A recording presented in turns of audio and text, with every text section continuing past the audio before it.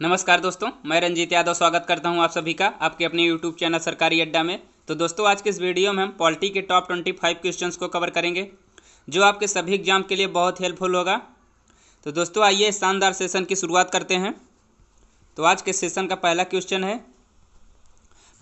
है दोस्तों, वित्त आयोग के गठन का प्रावधान भारतीय संविधान के किस अनुच्छेद में है। तो दोस्तों, हमारा अनुच्छेद 280 यही कहता है कि भारत में एक वित्त आयोग होगा, यानी कि उसके गठन का प्रावधान हमारे अनुच्छेद 280 में किया गया है। ये ऑप्शन बिल्कुल सही होगा। अगले क्वेश्चन पे चलते हैं। अगला क्वेश्चन है दोस्तों, निम्नलिखित में से कौन सी नियुक्ति भारत के राष्ट्रपति द्वारा नहीं की जाती है। तो दोस्तों, हमारे राष्ट्रपति जो होते हैं वो भारत के मुख्य न्यायाधीश की नियुक्ति करते हैं, वायुसेना अध्यक्ष की नियुक्ति करते हैं, थल सेना अध्यक्ष की नियुक्ति करते हैं, लेकिन जो लोकसभा अध्यक्ष होते हैं इसकी नियुक्ति हमारे राष्ट्रपति द्वारा नहीं की जाती, यानी कि ये ऑप्शन हमारा बिल्कुल सही होगा। अगले क्वेश्चन पे चलते हैं। अगला क्वेश्चन है, भारत के राष्ट्रपति के चुनाव के लिए नागरिक को कितनी आयु पूरी कर लेनी चाहिए।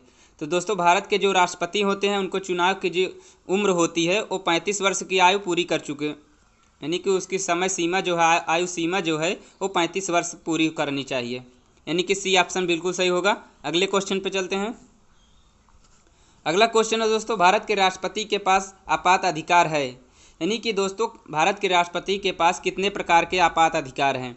तो दोस्तों, 3 प्रकार के आपात अधिकार भारत के राष्ट्रपति के पास होते हैं, यानी कि डी ऑप्शन हमारा बिल्कुल सही होगा। अगले क्वेश्चन पे चलते हैं। अगला क्वेश्चन है दोस्तों, वित्तीय आपात स्थिति घोषित की जा सकती है, यानी कि किस अनुच्छेद के तहत वित्तीय आपात स्थिति घोषित की जाती है।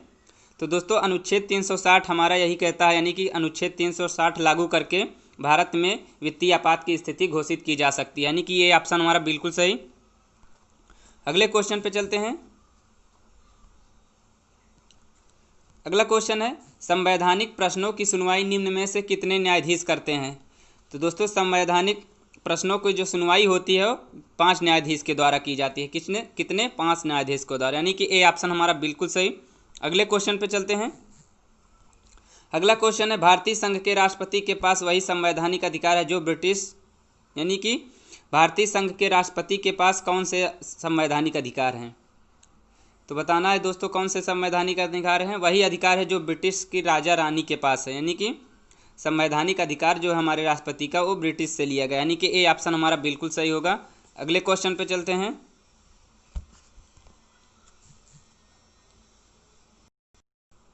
अगला क्वेश्चन है दोस्तों, अगला क्वेश्चन कह रहा है, भारत के उच्चतम न्यायालय को प्राप्त है, यानी कि किस प्रकार का अधिकार क्षेत्र हमारे उच्चतम न्यायालय को प्राप्त है। तो दोस्तों, डी ऑप्शन, यानी कि मूल अपीलीय और परामर्श दायी अधिकार जो है ये हमारे उच्चतम न्यायालय को प्राप्त है, यानी कि डी ऑप्शन हमारा बिल्कुल सही होगा। अगले क्वेश्चन पे चलते हैं। अगला क्वेश्चन, राष्ट्रपति का अध्यादेश कितनी अवधि के लिए लागू रहता है। दोस्तों, जो राष्ट्रपति अध्यादेश जारी करता है वो कितनी अवधि तक लागू रहता है। तो वो 6 महीने की अवधि तक लागू रहता है, यानी कि बी ऑप्शन हमारा बिल्कुल सही। अगले क्वेश्चन पे चलते हैं। अगला क्वेश्चन कह रहा है कि भारत सरकार का संवैधानिक अध्यक्ष कौन होता है। तो आप सभी जानते होंगे राष्ट्रपति होता है, यानी कि ए ऑप्शन हमारा बिल्कुल सही। अगले क्वेश्चन पे चलते हैं।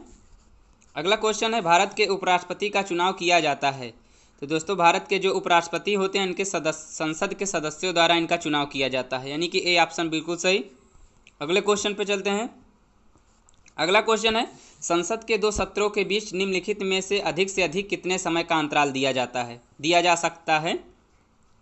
तो दोस्तों, संसद के जो 2 सत्रों के बीच का जो अंतराल होता है वो 6 माह का होता है, यानी कि 60 दिन का होता है, यानी कि बी ऑप्शन हमारा बिल्कुल सही। अगले क्वेश्चन पे चलते हैं। अगला क्वेश्चन कह रहा है, निम्न श्रेणियों में से किसके विधेयक केवल लोकसभा में ही प्रारंभ किया जा सकता है, यानी कि ऐसा कौन सा विधेयक है दोस्तों जो लोकसभा में ही प्रारंभ किया जाता है। तो जो हमारा वित्त विधेयक होता है ये केवल लोकसभा में प्रारंभ किया जाता है, यानी कि राज्यसभा में इसको नहीं शुरू किया जाता, यानी कि सी ऑप्शन बिल्कुल सही। अगले क्वेश्चन पे चलते हैं। दोस्तों, आप लोग वीडियो को लाइक करते रहिए और शेयर करते रहिए, और चैनल पर पहली बार आए हैं तो चैनल को सब्सक्राइब कर लें, क्योंकि बहुत ही अच्छे क्वेश्चन सभी जीएस के सभी पोर्शन से करवाते हैं। अगला क्वेश्चन है, लोकसभा द्वारा पारित धन विधेयक राज्यसभा द्वारा भी पारित मान लिया जाता है यदि उच्च सदन उस पर किस समय सीमा में कार्य संपादन ना कर सके। तो यानी कि दोस्तों क्वेश्चन कह रहा है कि जो लोकसभा द्वारा धन विधेयक पारित होता है वह राज्यसभा द्वारा भी पारित मान लिया जाएगा यदि उच्च सदन यानी कि जो लोक राज्यसभा है उस पर कोई सीमा में कार्य संपादन ना करे, यानी कि कितने दिन तक कोई कार्य उस पर ना करे तो पारित मान लिया जाता है। तो 14 दिन तक अगर लोकसभा जो है राज्यसभा जो है अगर कोई कार्य इस पर नहीं करती है तो वो पारित मान लिया जाएगा, यानी कि बी ऑप्शन बिल्कुल सही। अगले क्वेश्चन पे चलते हैं। अगला क्वेश्चन है राज्यसभा को भंग करने के लिए निम्नलिखित में से कौन सक्षम है। यानी कि दोस्तों राज्यसभा को कौन भंग कर सकता है। तो दोस्तों जो हमारी राज्यसभा होती है इसे भंग नहीं किया जा सकता है, कोई नहीं भंग जो लोकसभा है दोस्तों उसे भंग किया जा सकता है, यानी कि जो हमारी राज्यसभा होती है इसे कोई भंग नहीं कर सकता, यानी कि इसे निम्नलिखित में से कौन सक्षम है, तो कोई नहीं, यानी कि डी ऑप्शन बिल्कुल सही। अगले क्वेश्चन पे चलते हैं। अगला क्वेश्चन है दोस्तों राज्यसभा के सदस्य के लिए न्यूनतम आयु कितनी होनी चाहिए। यानी कि दोस्तों राज्यसभा का सदस्य जो बनने के लिए आयु होती है वो कितनी होनी चाहिए, तो 30 वर्ष होनी चाहिए, यानी कि सी ऑप्शन बिल्कुल सही। अगले क्वेश्चन पे चलते हैं। अगला क्वेश्चन है निम्नलिखित में से किसके संबंध में राज्यसभा को लोकसभा के अपेक्षाकृत अधिक अधिकार प्राप्त है। यानी कि कौन सा ऐसा संबंध है जिसमें राज्यसभा को लोकसभा के अपेक्षाकृत अधिक अधिकार प्राप्त है, यानी कि राज्यसभा से ज़्यादा अधिकार लोकसभा को प्राप्त है, किस संबंधों में। तो जो हमारा नए अखिल भारतीय सेवाओं का गठन होता है दोस्तों इसके अपेक्षा में लोकसभा से ज़्यादा हमारी राज्यसभा को अधिकार प्राप्त है, यानी कि सी ऑप्शन बिल्कुल सही। अगले क्वेश्चन पर चलते हैं। अगला क्वेश्चन है लोक अदालत द्वारा पहली बार मुकदमों की सुनवाई कब की गई थी। यानी कि लोक अदालत द्वारा पहली बार मुकदमों की सुनवाई ये कब की गई थी दोस्तों, तो ये 6 अक्टूबर 1985 में की गई थी पहली मुकदमों की सुनवाई, यानी कि ए ऑप्शन हमारा बिल्कुल सही। अगले क्वेश्चन पे चलते हैं। अगला क्वेश्चन है संसद को निम्नोक्त अस्थायी समितियों में से किसमें राज्यसभा का कोई सांसद नहीं होता है। यानी कि दोस्तों ये 4 समितियां हैं, इसमें से छांटना है कौन सी ऐसी समिति है, अस्थायी समिति है जिसमें राज्यसभा का कोई सांसद नहीं होता है।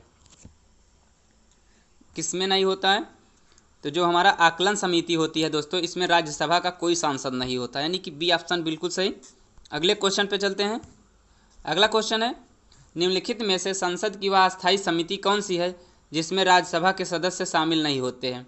दोस्तों हम लोगों ने इसमें क्या देखा था, इसमें देखा था राज्यसभा का कोई सांसद नहीं होता है। अगला क्वेश्चन क्या कह रहा है, अगला क्वेश्चन कह रहा है संसद की वह अस्थायी समिति कौन सी है जिसमें राज्यसभा के सदस्य शामिल नहीं होते हैं।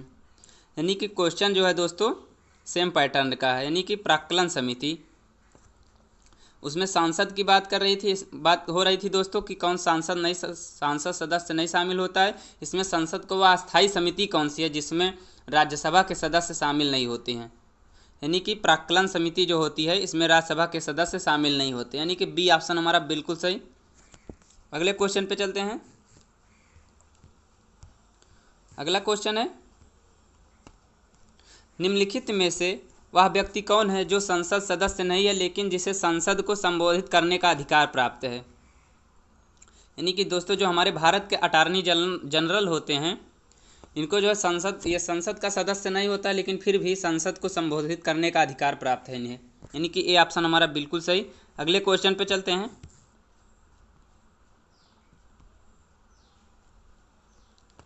अगला क्वेश्चन है दोस्तों संविधान सभा किसके अंतर्गत स्थापित की गई थी। तो दोस्तों हमारी जो संविधान सभा थी ये कैबिनेट मिशन प्लान योजना यानी कि कैबिनेट मिशन योजना के अंतर्गत हमारी संविधान सभा स्थापित की गई थी, बी ऑप्शन बिल्कुल सही। अगले क्वेश्चन पे चलते हैं। अगला क्वेश्चन है संसद के दोनों सदनों की संयुक्त बैठक को भेजे गए विधेयक का पारित होना होता है। यानी कि संसद के दोनों सदनों की संयुक्त बैठक को भेजे गए विधेयक का पारित होना होता है, यानी कि कब होना होता है। तो दोस्तों हमारा क्वेश्चन कह रहा है संसद के दोनों सदनों की संयुक्त बैठक को भेजे गए विधेयक का पारित होना होता है, यानी कि संसद की दोनों सदनों की जो संयुक्त बैठक होती है उसमें जो भेजा गया विधेयक होता है वो किस बहुमत से पारित होता है। तो दोस्तों वो उपस्थित सदस्यों के साधारण बहुमत से वो विधेयक पारित माना जाता है, यानी कि ए ऑप्शन हमारा बिल्कुल सही होगा। अगले क्वेश्चन पर चलते हैं। अगला क्वेश्चन है, लोकसभा में किसी विधेयक को धन विधेयक के रूप में प्रमाणित करता है, यानी कि लोकसभा में किसी विधेयक को धन विधेयक के रूप में प्रमाणित करता है, कौन प्रमाणित करता है? तो जो हमारा वित्त मंत्री होता है दोस्तों, यही प्रमाणित करता है, यानी कि बी ऑप्शन बिल्कुल सही। आज का लास्ट क्वेश्चन दोस्तों, हम लोग डेली 25 क्वेश्चन का एक सेट करते हैं। हमने 2 सेट ऑलरेडी करा चुके हैं, ये तीसरा सेट था। यानी संसद के किसी सदन के 2 सत्रों के बीच अंतराल किससे अधिक नहीं होना चाहिए, यानी कि संसद के किसी जो लोकसभा और राज्यसभा है उनके 2 सत्रों के बीच का जो अंतराल होता है किससे अधिक नहीं होना चाहिए। तो 6 महीने से ज़्यादा, यानी कि 60 दिनों का अंतराल नहीं होना चाहिए, इससे ज़्यादा अंतराल नहीं होना चाहिए, यानी कि बी ऑप्शन बिल्कुल सही। तो दोस्तों आज की वीडियो में इतना आशा करता हूं दोस्तों आप लोगों को वीडियो पसंद आई होगी। अगर वीडियो पसंद आई हो तो एक बार लाइक शेयर और चैनल पर पहली बार आए हैं तो सब्सक्राइब कर लें। जय हिंद।